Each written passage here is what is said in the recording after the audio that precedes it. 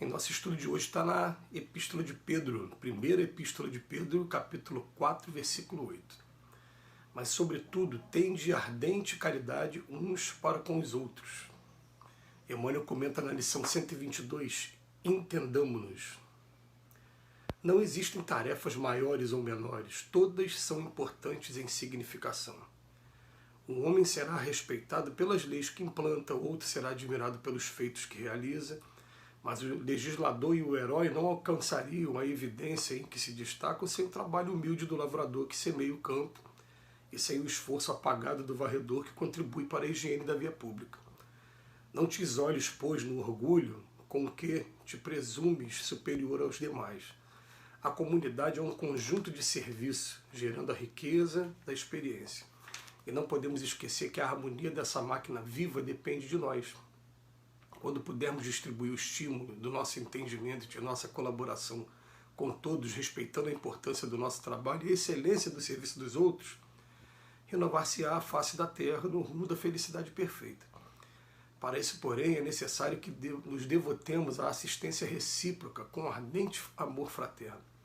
Amemos a nossa posição na ordem social, por mais singela ou rudimentar, emprestando ao bem, ao progresso e à educação as nossas melhores forças. Seremos compreendidos na medida de nossa compreensão. Vejamos nosso próximo no esforço que despende e o próximo identificar-nos nas tarefas a que nos dedicamos. Estendamos nossos braços aos seres que nos cercam e eles nos responderão com o melhor que possuem. O capital mais precioso da vida é o da boa vontade. Ponhamo-lo em movimento e a nossa existência estará enriquecida de bênçãos e alegrias hoje e sempre, onde estivermos. Essa frase inicial é marcante. Não existem tarefas maiores ou menores. Todas são importantes em significação. E um exemplo que é muito bom para a gente começar a analisar isso, é a gente começar a pensar assim, qual é o tijolo mais importante de uma parede? Aí tem gente que vai falar que é o tijolo da base, tem gente que vai falar que é o do meio, tem gente que vai falar que é o tijolo do acabamento. Porém, se a gente tirar algum tijolo do meio, a parede vai ficar incompleta por todo, no total. Né? Não vai estar cumprindo a tarefa dela. De maneira que todos os tijolos são importantes. Então a gente, em primeiro lugar, a gente aprender a valorizar a profissão de todos, entender que nós precisamos e muito aprender a conviver com os diferentes, porque a gente precisa dos diferentes. Cada um cumprindo a sua missão, então, como dizem no popular, cada um no seu quadrado, a gente vai começar a construir um mundo melhor. E o problema que acontece com muita frequência aqui na Terra é da insatisfação em relação à parte que nos está reservada no momento. Porque a maioria das pessoas aqui na Terra está sendo o tempo todo convidada a pensar que o melhor é aquilo que você trabalha menos e que se ganha mais, não aquilo que você coloca sua energia e está sendo útil para todo mundo. Então é muito comum uma pessoa, né, olhar para um lado e falar, eu estou trabalhando aqui, mas eu queria trabalhar em outra coisa, queria ganhar mais do que eu ganho. E a gente lembra que uma vez num relato sobre como seria um mundo mais evoluído que o nosso, falou assim, lá no mundo mais evoluído que o nosso, uma pessoa vai escolher, por exemplo, ser pianista. Ele, para ser pianista, ele só precisa de um lugar arejado, em que ele tenha um piano e que tenha, antes a gente falava partituras, livros, agora não, agora a gente vê que só um tabletzinho, né, com uma memória boa e com uma quantidade boa de partituras já oferece condições para estudo. Mas ele tendo aquilo ali já está suficiente. Agora, um outro que escolhe ser um cientista e trabalhar no laboratório, esse vai ter um laboratório enorme, com um monte de gente apoiando, muito material, e esse que escolheu o piano não vai ficar com ciúme nem com inveja do outro, porque o outro tem mais e o outro tem menos. Cada um escolheu a sua função e cada um sabe, né, qual é a missão que tem que cumprir pela frente.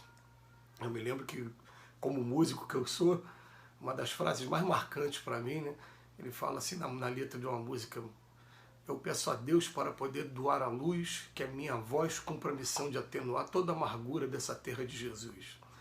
Né? É uma frase muito bonita que está numa música chamada Flamboyant, de um autor chamado Paulo César Feital.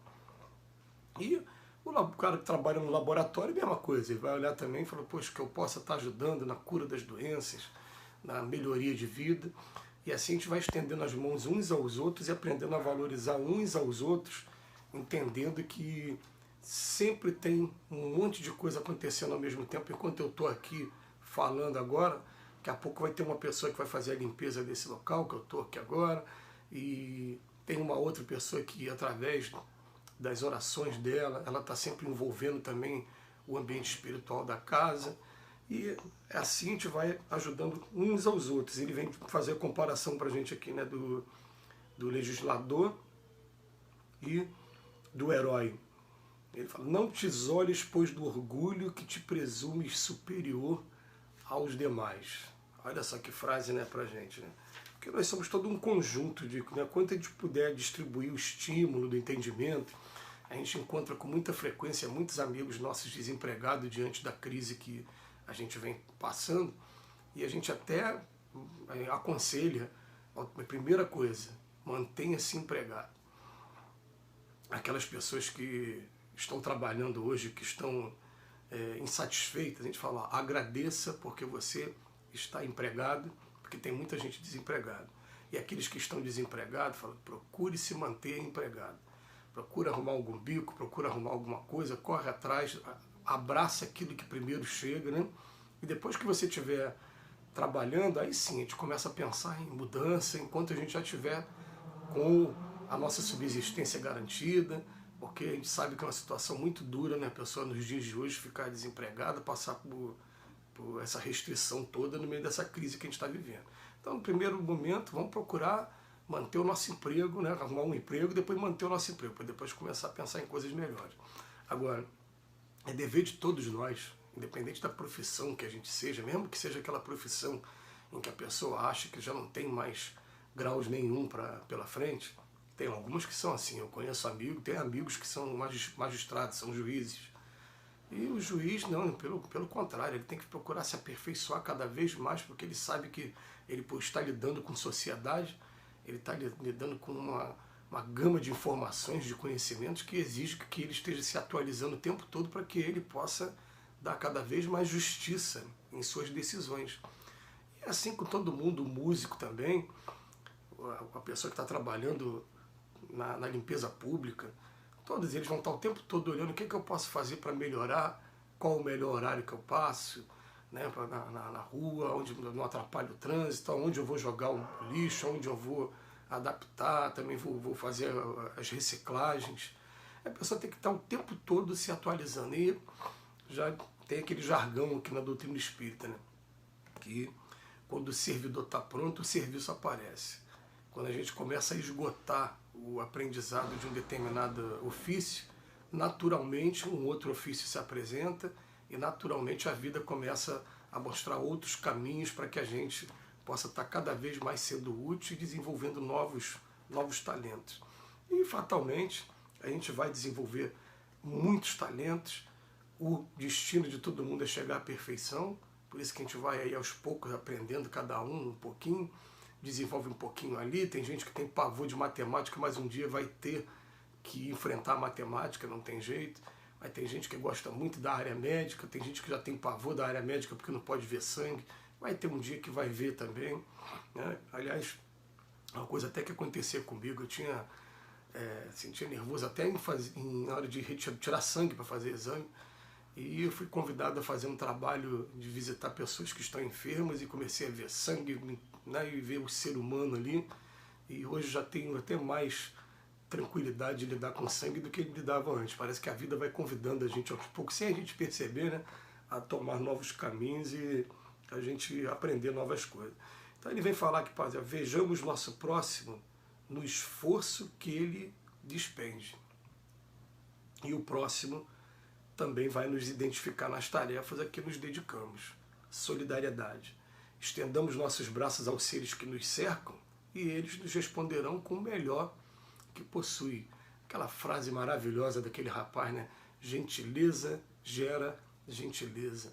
Quanto mais prestativo, quanto mais útil eu for, mais daqui a pouco eu vou gozar também dessa simpatia, desse carinho e ajuda também uns dos outros, porque vivemos no mundo de solidariedade acima de qualquer coisa. Que Jesus nos abençoe hoje e sempre.